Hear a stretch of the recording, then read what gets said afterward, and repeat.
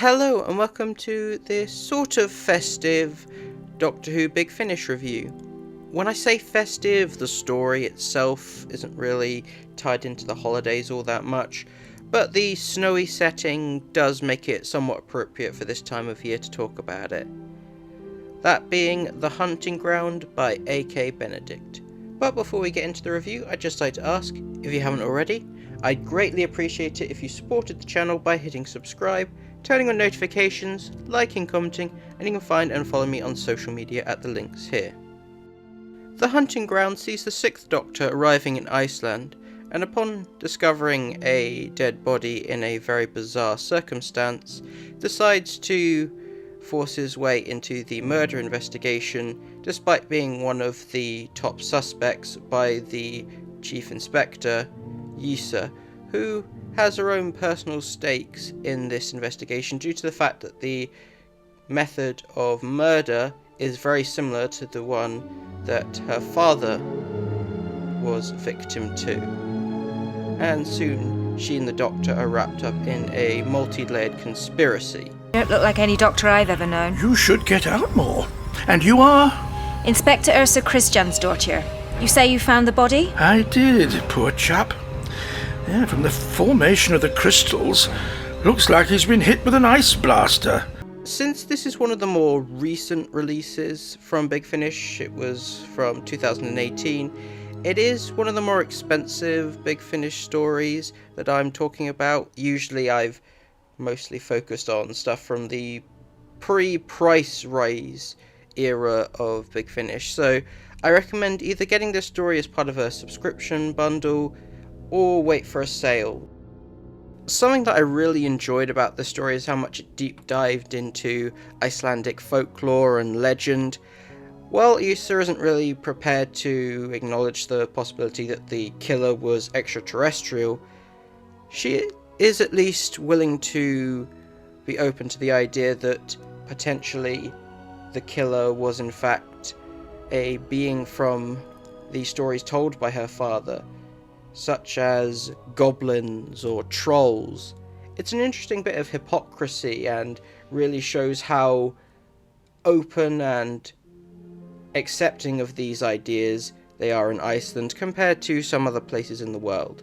Early on, it was somewhat revealed that aliens were involved in this situation, so I was a little bit disappointed at first. However, a few more layers started being revealed, and it soon became clear that there are multiple factions involved in this conspiracy. Not only the alien threat, but also potentially truth behind the myths that Ysa was very much believing to be the main culprit, but also human conspirators surrounding a specific organization trying to hush up the whole situation. Having just one of these elements might have made the story a bit dull, but mixing them all together really helps to sell the mystery aspect of the story. It's not really made clear when exactly this takes place in the 6th Doctor's timeline. However, his behaviour suggests that this takes place a little later after his redemption and mellowing arc, so we get to see a more whimsical and upbeat side to the 6th Doctor. The best way to describe it is sort of similar vibes that we get with, say, Matt Smith and Peter Capaldi, where we get some more goofy moments, like he makes a printer not only start working again, but also learn how to sing. But unlike those moments with Smith, I think they know when to stop and when to tone down those situations, so it doesn't get too annoying and doesn't drag down the seriousness of the situation, because this is a pretty dark story. And it's more so for occasional instances of levity and comedic lightheartedness before going back to the situation when appropriate. It helps to contrast him with Ysa, who's a very serious character for the most part. She's no D.I. Menzies, but she works as a pretty good one-off companion. The fact that her beliefs in stuff like goblins and trolls are so strong It helps to skip over the whole skepticism aspect, at least to some degree in the story, that we'd usually find in other situations where the Doctor has to explain to the authorities that there's more to this situation than a conventional murder. Iceland is one of my favourite places, did you know that? I only met you this morning. It's beautiful. Minutes out of the city, and already we're in a snow-cloaked lava field with mountains in the distance.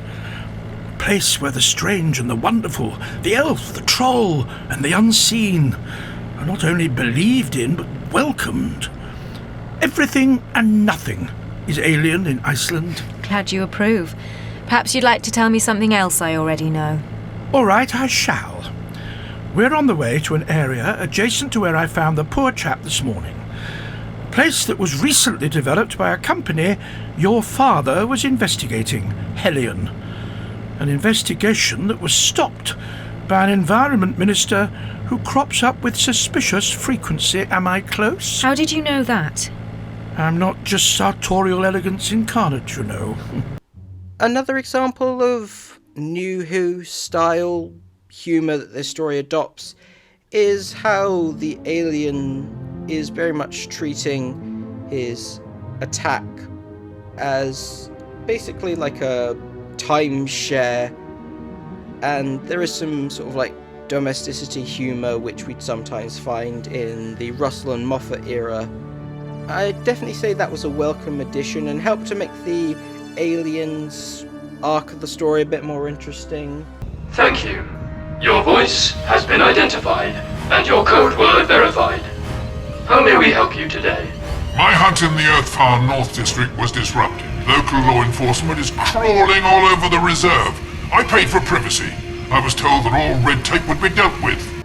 I admire how well paced this story is, and it goes by pretty quickly and dives straight into the situation. Since there's a lot of stuff going on, I think it's better to quickly get through the setup. Having the Doctor be the inciting figure to basically start this mystery, rather than coming into it later on, helps to get things going. It really drew me in right at the start, where we get a typical prologue where a character who will end up becoming important later ends up being killed, but what makes it somewhat interesting and slightly sinister is during his pleas to the person responsible for his death, the character themselves is begging for death, making their fate seem far more disturbing, as it suggests that what's going to happen to them is far worse than simply just being killed, which really made me intrigued to figure out what exactly happened to them. So yeah, I really recommend checking this one out. It's a pretty solid mystery, and I think the story is relatively underrated. I don't see many people talking about it. It's kind of gotten lost in the massive pile of monthly range stories. The best way I can describe The Hunting Ground is sort of a mix of The Most Dangerous Game, Fargo, and a bit of Twin Peaks thrown in there. Thank you for watching, and I'll see you next time.